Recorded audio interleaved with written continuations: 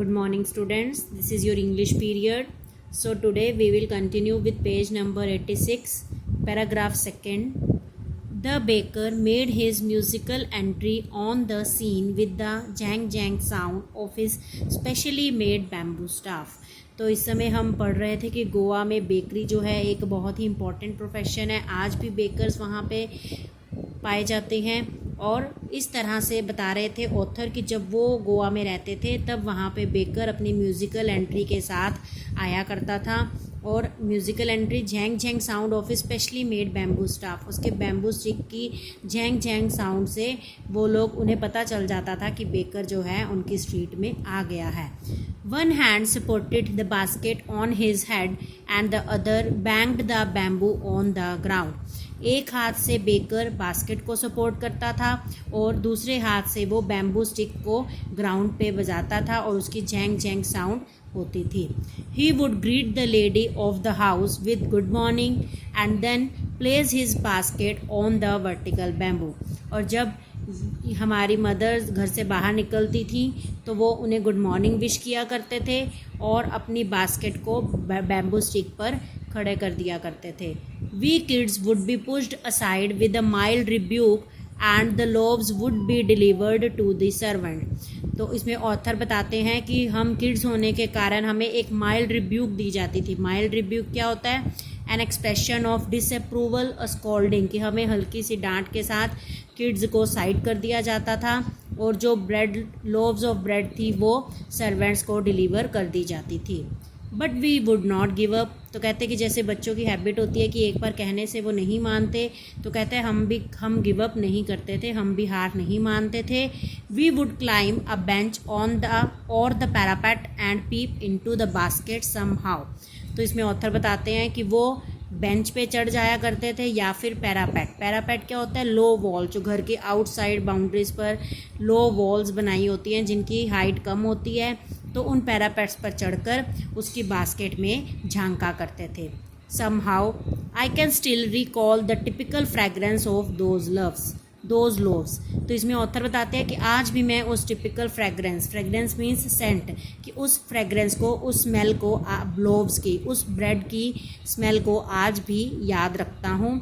Loaves for the elders and the bangles for the children. और इसमें author बताते हैं कि लोव्स फॉर द एल्डर्स, घर के बड़ों के लिए लोव्स ऑफ ब्रेड आया करती थी और the bangles for the children, और चिल्ड्रन के लिए bangle shaped bread means round shape में. जिसे आज आप डोनट खाते हो जैसे वो भी राउंड शेप्ड होता है, तो वैसे ही वो बैंगल्ड शेप्ड ब्रेड जो थी वो चिल्ड्रन के लिए आया करती थी. Then we didn't even care to brush our teeth or wash our mouths properly. तब ऑथर कहते हैं कि हम कभी भी ब्रश भी नहीं किया करते थे, ना ही अपने माउथ क्लीन किया करते थे ब्रेड की वेट करने से. ब्रेड को आते देखकर हम वो खाना शुरू कर देते थे. And why should we. तब वो ऑथर कहते हैं कि हम क्यों वेट करें, क्यों ब्रश करें. Who would take the trouble of plucking the mango leaf for the tooth brush. तो उस समय ओल्ड टाइम्स में क्या होता था कि ब्रशिंग कैसे की जाती थी? मैंगो लीफ से या नीम लीफ के दातुन किया जाता था, जिसे आपने कभी सुना होगा कि दातुन करके ब्रश से टीथ क्लीन किए जाते थे अपने. तो वो कहता है कि कौन इसके लिए मैंगो लीव्स को तोड़े टूथब्रश के लिए. मीन्स वो इतनी मेहनत नहीं करना चाहते थे और इतनी वेट नहीं करना चाहते थे ब्रेड को खाने के लिए. And why was it necessary at all. और फिर ऑथर कहते हैं कि इसमें ज़रूरी भी क्यों था. The tiger never brushed his teeth. तो इसमें वो कंपेयर करते हैं कि टाइगर कभी अपने टीथ ब्रश नहीं करता. Hot T could wash and clean up everything so nicely after all. अब इसमें वो एक्सक्यूज़ देते हैं कि जिस तरह से हॉट टी जो है वो हर चीज़ बहुत ही ईजिली क्लीन अप कर देती है आफ्टर ऑल. तो इसलिए कहता है कि वो उस समय उनके मॉर्निंग में उठते ही सिर्फ एक ही डिज़ायर होती थी, वो क्या था? लोव्स ऑफ ब्रेड खाना, और उसके लिए वो ब्रश करने की भी वेट नहीं किया करते थे. Marriage gifts are meaningless without the sweet bread known as the ball.